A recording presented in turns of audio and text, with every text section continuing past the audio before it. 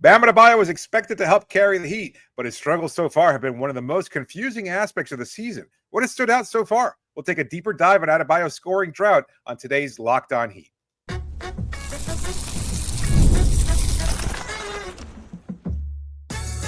You are Locked On Heat, your daily Miami Heat podcast, part of the Locked On Podcast Network, your team every day.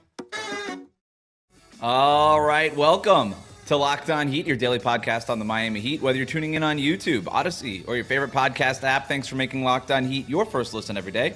I'm Wes Goldberg, editor at allyoucanheat.com, here with David Ramil. Both of us are credentialed Heat media members who cover this team every day, and we've got a jam-packed show for you today. We're doing a lot with stats in this episode, so I've got a bunch of numbers and trends that are going to help explain the Heat's rocky start, and I'm going to ask you, David, which of these stats are most concerning.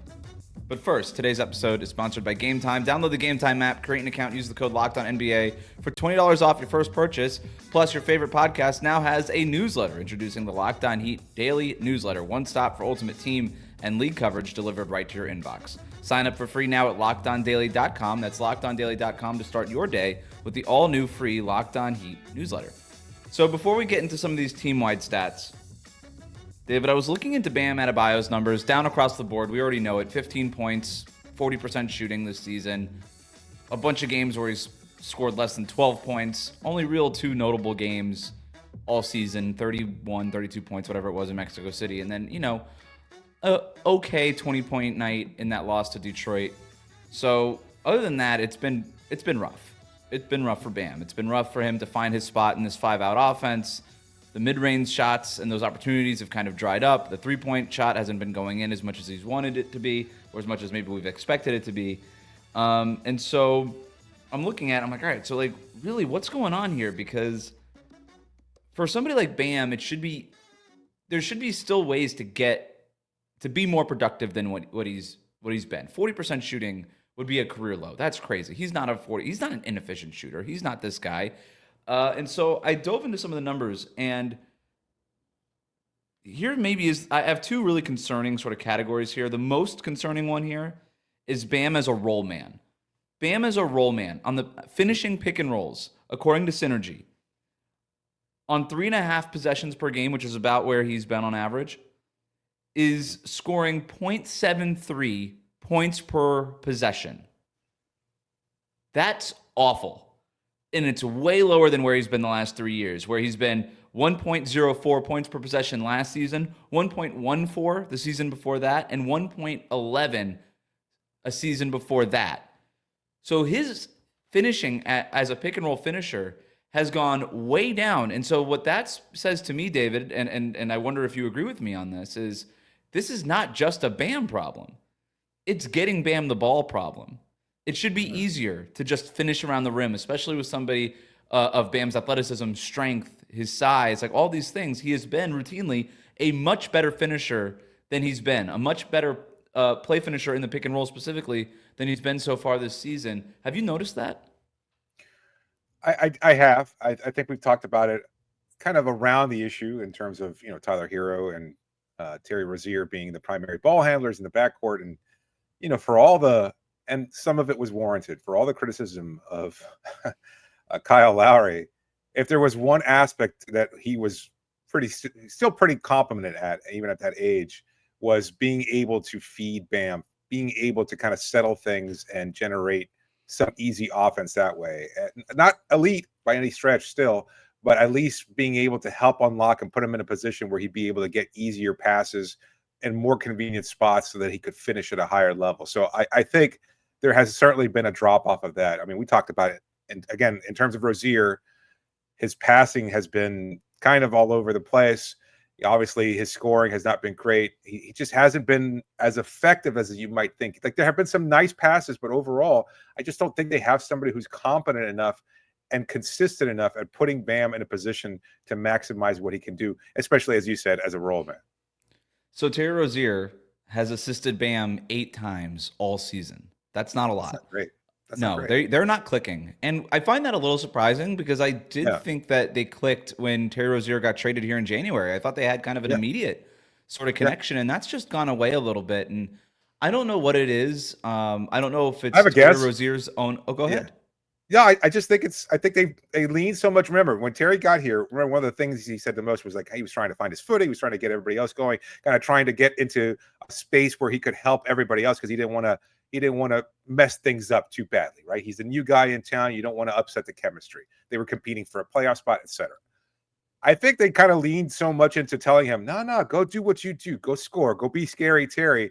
That's kind of all he's done right now is that he's just looking so much to score and be scary Terry, and he keeps pushing through it as he keeps going 3 of 12 and 3 of 15, etc.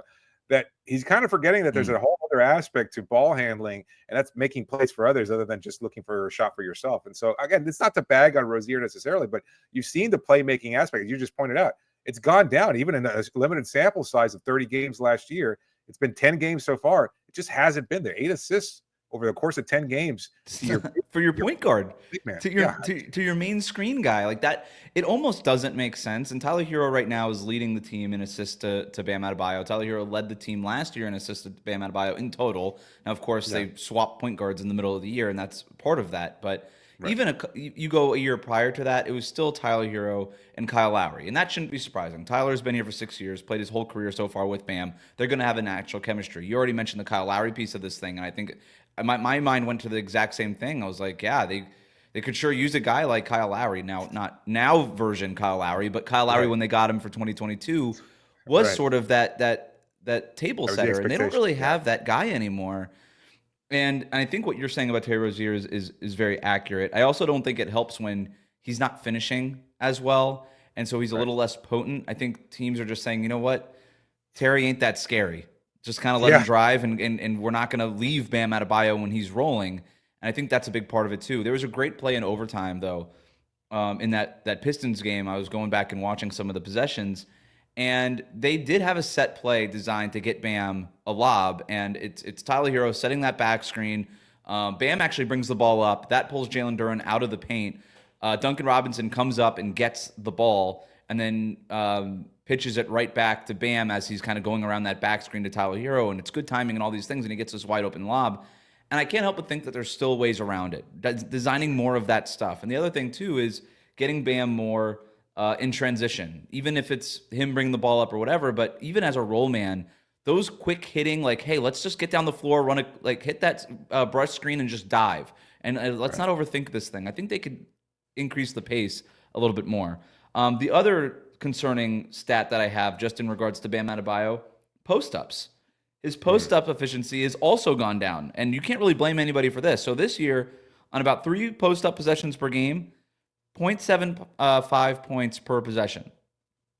Last year, on 4 post-ups per game, 0.99 points per possession. A year before that, he was at 0.95 points per possession. A year before that, 0.98 points per possession. So that's usually 0.95, 98, 99. That's usually where he is. Not terribly efficient, but not bad. He has been outright bad in post-up situations this year.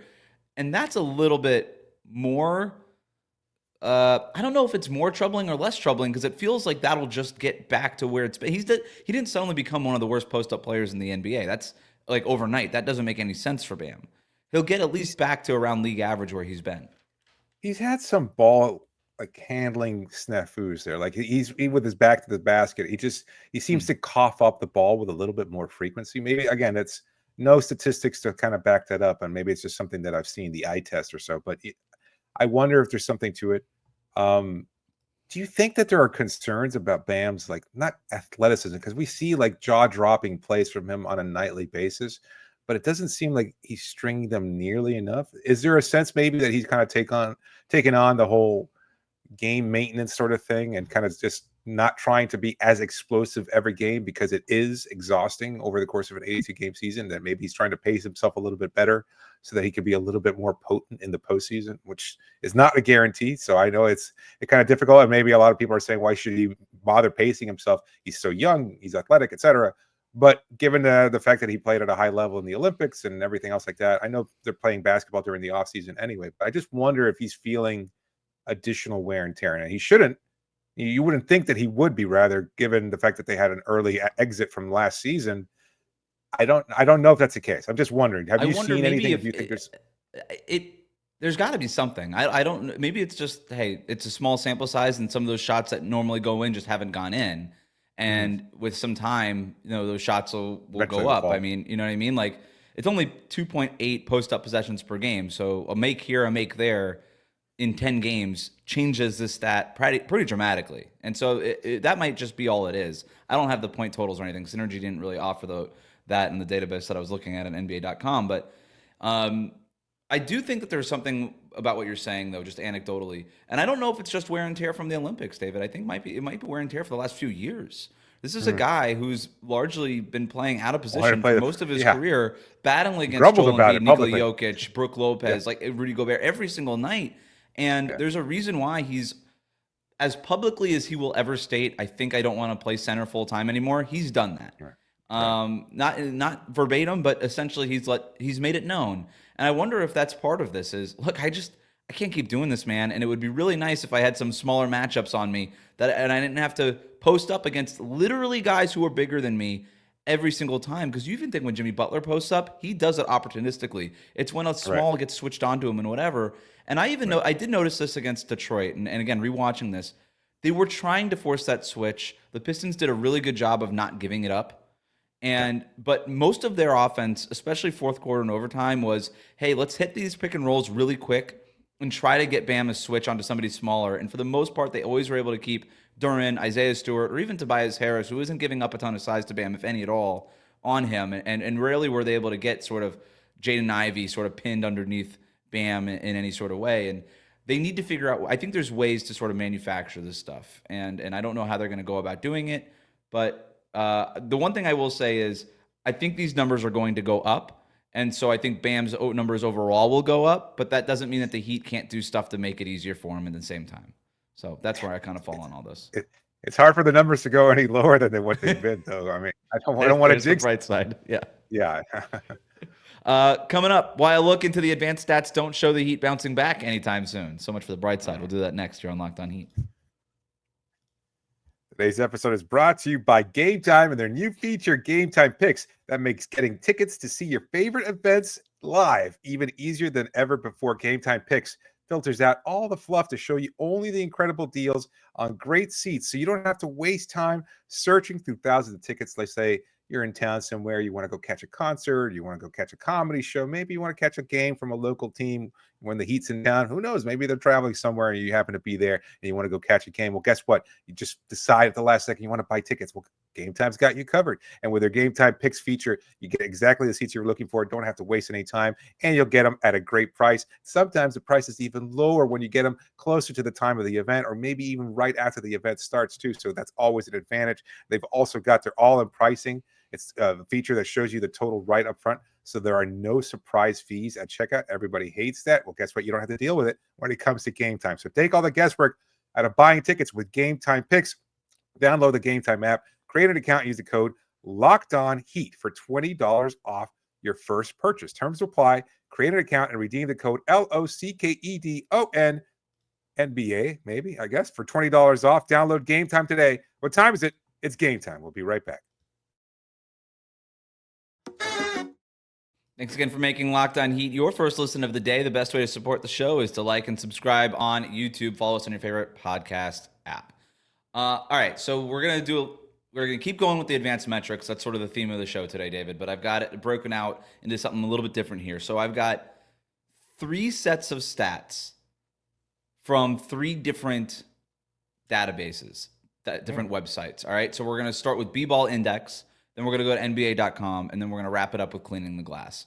And so I'm going to give you 3 different stats from these separate categories, and you're going to tell me which of the stats I'm about to read to you is the one that concerns you the most, is the most troubling. We'll start with the B-Ball Index stuff. Are you ready to go? Let's do it. Okay, so this is the catch-all LeBron metric that they put together. They named it LeBron. Doesn't matter why. That's what it is. And so it's sort of this catch-all qualitative rating. Right. And right now, the first stat, Jimmy Butler, second worst on the team in LeBron defensive rating. Basically, a catch-all stat measuring Jimmy Butler and everybody else on the team's impact on defense. Jimmy Butler is the second worst defender on the Heat, according to B-Ball Index's LeBron defensive rating. Okay, that's the first stat. Second stat, Jaime Jaquez Jr. ranks above Jimmy Butler in another rating that they have that's called finishing talent, another one of those catch-all ratings that brings in frequency and percentiles and how much they're finishing by the rim and all that kind of stuff. Jaime is a better finisher this season than Jimmy Butler has been. So that's the second stat. Third stat, the Heat have one player with a positive overall LeBron rating on the entire team, and that's Bam Adebayo. For reference, the Boston Celtics have 9 players with a positive LeBron rating. So of those 3 stats, which one to you is the most concerning? That is a tough one there because they're all really it's a poo-poo platter to choose from there. That's for sure. It's kind of like looking at Miami's trade assets when you're looking for a possible deal. I would have to say it's one player with a positive LeBron rank. It's got to be at that. It's got to be that one. Yeah. The fact that only Bam, and we're talking about Bam as abysmal as he's been offensively. Yeah, we just spent the whole segment talking about how he needs to be better, and he's their best player. Right. So that means that everybody else is failing pretty dramatically in a lot of different aspects. So that's pretty unfortunate. I mean, you wouldn't expect this team with a lack of star talent. I mean, Boston and their win-loss record, I know that plays a significant role in determining this, but at the same time, like, you should have at least 3-4 players, with a positive net rating there in terms of LeBron. You cannot have 10 players, and they've gone 10, 11 deep as far as their rotations have been concerned, and have one of those 11 players become a positive level player. So that's really disturbing. Especially when you're $1 million away from the second tax apron. Like, you're paying for this roster ostensibly because it's made up of good players. And yet, according to this metric, there's no good players on it. Now, I was a little surprised that Tyler Hero didn't grade out positively on the LeBron rating. That's because he is Miami's worst defender, according to their LeBron defensive metric, which isn't all that surprising. He's just so easily taken advantage of because of his size, and just every time he's near anybody, it's basically an open shot because that's the way it is. So, but I was a little surprised that the stuff, and so I still think that Tyler Hero's basically carried them to some of these wins. So I don't know how much I'm buying the LeBron rating. Like, I will say, like, all these catch-all metrics don't exactly capture exactly what's going on the court. There's a reason a bunch of them exist, and that's because none of them are great. So that's and LeBron is one of the better ones. I'll say that, but it does sort of, even still, you look at where the Heat compare to the other teams, and that part does make sense. Like, Boston being as dominant as they've mostly been, upset against the Hawks notwithstanding the other night. Like, they have flatly been a much better team than the Heat so far this season. So the fact that they have 9 guys with a positive LeBron rating and Miami only has 1, that does sort of check out. Whether the 9 or whatever and the 1 is whatever, that part does check out. Did you look up Cleveland by any chance, given the fact that they have the best record in the league right now? I did not, but I'm sure it's very similar. Similar. Sure. Yeah. So that one's not great. And you know what? I don't love that Jimmy Butler has the second worst LeBron defensive rating either. That one's also extremely concerning, considering that, well, he's not doing a whole lot offensively, but you're supposed to, where he has been so effective has been on the defensive end. And that's just, and that kind of checks out too with the eye test. This has not been a dominant Jimmy Butler season on the defensive end either. All right. I got one more for you before we move on. NBA.com. So NBA.com's data set here. Number 1, no Heat lineup with more than 20 minutes has a positive net rating. The Heat are 26th in pace, and the Heat are 19th in defensive rebound rate. Which one of those stats to you is the most concerning? The Heat lineups. I mean, it's that they can't find a group that works together. And I know that's partly roster construction, partly coaching decision, and partly just bad luck all around. I think that's probably what's, the pace thing, that's been a statistic. That's pretty much where they've been hovering for the last few seasons. So, I mean, it hasn't been a concern. Yeah, it's the fact that they cannot field a group that seems to mesh well together. And we saw glimpses of some positivity in the preseason. We thought that it would carry over to the regular season. Eric Spoelstra said a number of times, we're still trying to figure out what pieces work. Well, guess what? Apparently the answer is none of them. None that have played significant minutes together. And that said, like, this new lineup with Kevin Love and Haywood Highsmith, no Jimmy Butler, like, that hasn't even registered enough minutes together yet to even be a part of this. But there have been a couple of positive inklings out of some of this lineup data. We'll talk about that next here on Locked On Heat.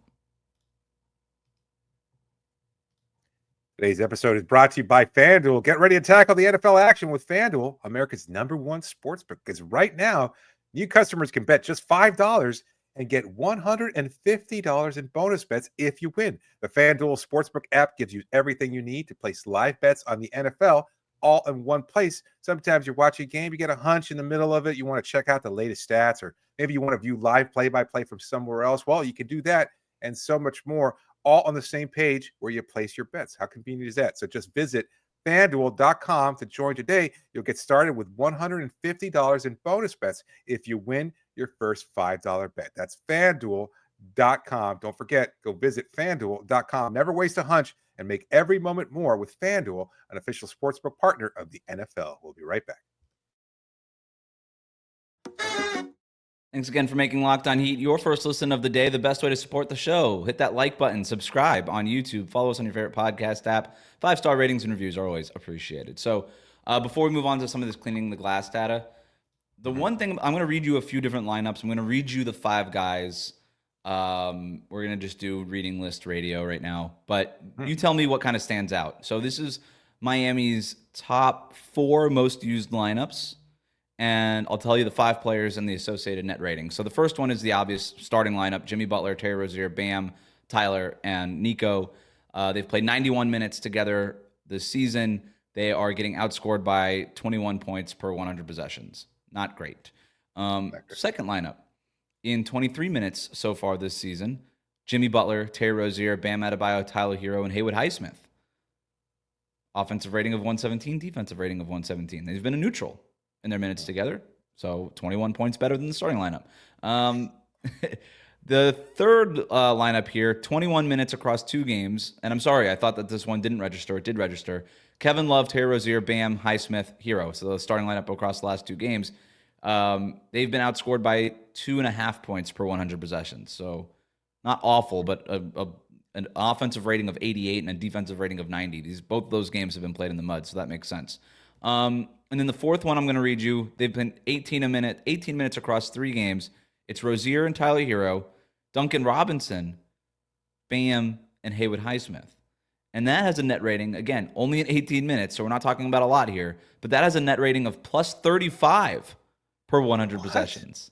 So, again, very small sample here. But to me, I look at that and I say, Haywood Highsmith.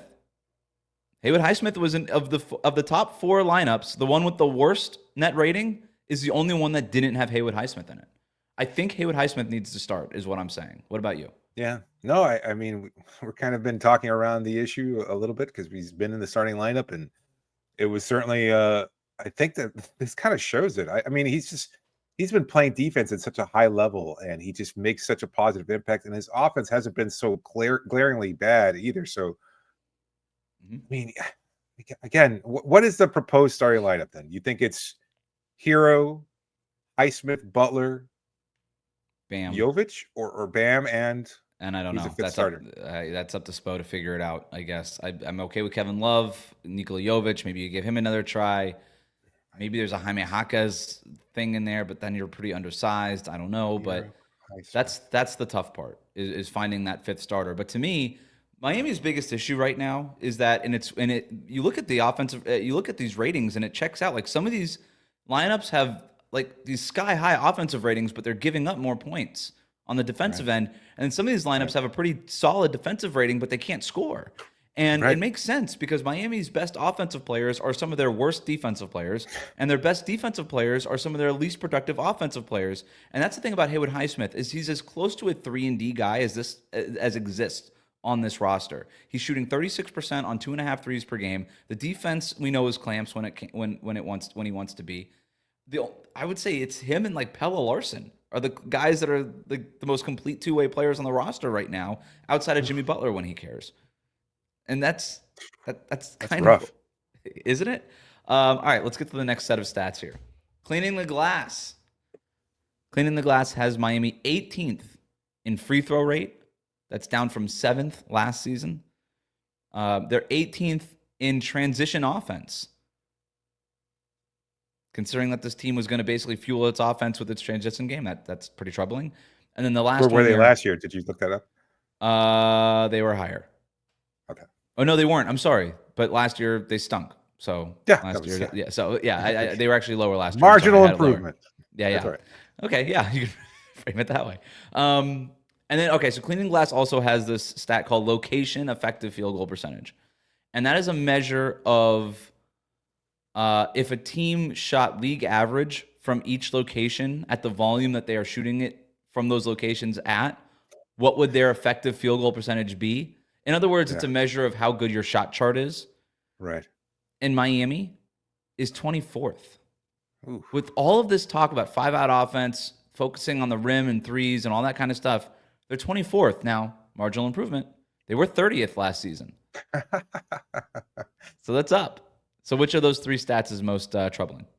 I think it's the last one there. Again, it may be a little difficult to parse through, but in terms of, I mean, the free throw rate is what it is. You've missed Jimmy Butler for a few games. I mean, he basically was out for almost the entirety of the Denver game. He's been out for the last 3 games. So, Yeah, I you're understand right. those That's numbers probably are, what that is. Yeah. I mean, the numbers probably would go up. The transition rate, as we just talked about, somewhat better than they were last year when they were abysmal. It's the fact that they're taking bad shots and they're not making those shots, even if they were at league average. And so that's the problem. They're not scoring at the rim as effectively. And I think the Rozier is a problem. Hero is somewhat of the problem too. He's not, his numbers are looking great because of the catch and shoot from 3. At the rim, he's still not particularly effective. Terry Rozier, absolutely not effective. We just talked about Bam Adebayo. He's not being very effective. So they're not really getting much in the space where they're supposed to be able to get the easiest and most frequent number of shots. So that's Yeah, somewhat problematic, to say the and least. because of that, they're basically still shooting a pretty substantial amount of their shots from the short mid-range area, which is that painted area outside the restricted area, right? That Bam Adebayo free throw jumper, that kind of spot. But that's not just because of Bam, because Bam's obviously went down in that regard. But that's Terry Rozier, that's Tyler Hero, it's Jimmy Butler. Like that's a lot of them too, because this team does not have an elite finisher at the basket. But but they do pressure the paint, but they tend to take those paint shots from outside the restricted area.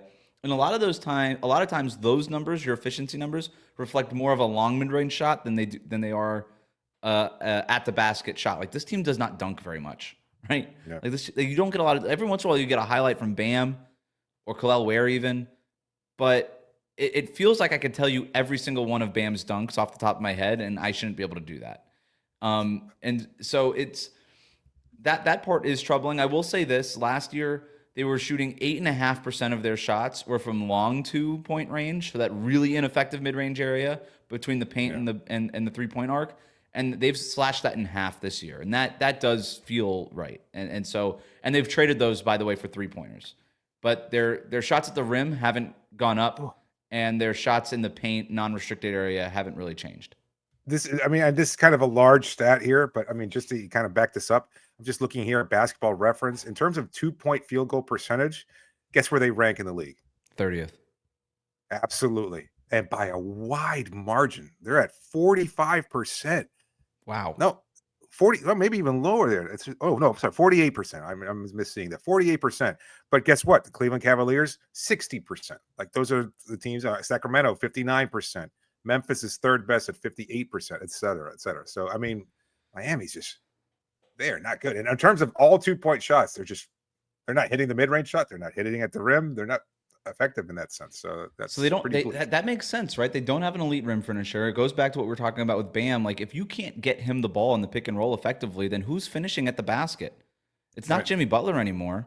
And you know, even if you're not finishing at the rim or above the rim, right? Those star players, what makes star players really star players isn't necessarily how much they get to the rim and finish above the rim, or even what they make from 3-point range at whatever volume. To me, it's that your touch in that non-restricted painted area. I mean, if you think about Luka, Shea, Jokic, like they make those non-restricted painted area 2-pointers look like shots at the basket, and they convert them at that rate. And Miami just doesn't have a guy with that kind of touch. Bam certainly does not have that touch. That's never been his shot. Tyler Hero's too small. He doesn't really have that touch, even though he can kind of get to a floater every once in a while. Terry Rozier certainly does not have that touch and never really has over the course of his career. If anybody's doing the best of this, it's Haywood Highsmith with this little push shot that he developed this year. And that's a problem if that's the answer to that. So Yes. that goes back to me. That goes back to Bam you need to find him ways to get him finishing at the rim even more and more effectively. And then Jimmy playing like a star. His usage rate is low. His shot attempts have never been lower and all these things. And if Jimmy's the only one with that touch on the entire team. And if he's not doing it, nobody else can. It's not looking good. So you kind of teased it at the beginning of the show. You thought these statistics kind of are damning from Miami in the sense that I know there's some room for improvement, and obviously you hope that Bam kind of breaks out of the struggle, that Jimmy returns to health, etc. But other than that, I mean, it doesn't look like there's going to be a quick turnaround. There's no switch to flip here. I mean, last year it was the expectation, and we heard it during the preseason as well. It's like, oh, injuries. We want to see what kind of team is going to be once they're fully healthy. Well, guess what? They're fully healthy, and they still kind of stink. So at some point, you just kind of have to say, what's next? What's the path to them being a better group than they can be or than they have been? And I don't see it. Yeah, I think the free throw rate thing can help if they can find ways to get to the line more. Jimmy Butler stays healthy, then that would be helpful to the offense. And if Bam's numbers just kind of float up the way that I think they're going to float up at some point, I think that'll help a little bit. But that doesn't change the difference between a bottom half of the league offense, which they're still not in the bottom 10, so that's good. And an elite team. My biggest concerns are defensively, right? Like you're 19th in defensive rebounding rate. And that's not for a lack of trying, right? Like, this team plays hard. They just don't have the personnel. And maybe there's some lineup switches that they can do. You put Highsmith, you swap in Highsmith for a negative defender in that starting lineup. Maybe that can help. And then the weird part about that transition offense, going back to that cleaning the glass stat, 18th in transition offense. They're 28th in shooting frequency off of steals, despite being near the top of the league in steals per game. And that's a weird stat. That basically what that tells me is you're getting the steals and then you're slowing down as if you're playing in a half-court offense, like as if you're bringing the ball out. And I'm thinking I'm like, yeah, that's what it feels like watching these games. It's like, yeah, you get the steal and then they just sort of jog down the floor. This team needs to do a better job of being opportunistic, and they really haven't. And again, that's where you miss somebody like Kyle Lowry, Kevin Love being healthy for most of the season, all these kinds of things, is those guys who just know how to push the pace. And this Heat team doesn't feel like it knows how to push the pace. And I also think that would help Bam. If he's in the open court, he's a much more dangerous offensive player. This team needs to get the pace going up. Again, 26 in pace this year. There's no real excuse for it. They need to get the pace going up because I do think that'll help the most important players on the team. But I just think that they have this habit of being a slow, plodding team. This is just what they've been. This is what they've been in the Jimmy Butler era. And it works when Jimmy's engaged. It doesn't work when he's not. And it certainly doesn't work when he's not out there, which he's not right now. So, well, I would say that, I mean, I know we've kind of talked about it before. I would say that over the last couple of games, it feels like the pace is better. They just haven't been hitting shots at a high level either. So I don't know. Maybe, have you noticed a difference in terms of their offense being a little bit more smooth, or a little bit more quick up tempo without Jimmy over the last 3 games? In pockets of the game, it feels that way. Like in the fourth quarter against the Pistons, it did look like they were going. But that was also just because Tyler Hero was chucking it. Pulling up from 3, whenever he wanted to. And my argument this whole time is, fine, do more of that. Like, do that 5 more times a game. You've been the best source of offense. Who cares about passing the ball? Sometimes I think passing the ball is a little overrated. I think you just sort of move it to move it. Like, if you've got a decent look and you're the best shooter on the team, let it fly, baby. Let it go. And that's not to say Tyler Hero hasn't, but he's really been the only one that has. So we'll see if these issues get fixed. Thanks for making Locked On Heat your first listen every day. Like, comment, and subscribe on YouTube. Follow us on your favorite podcast app.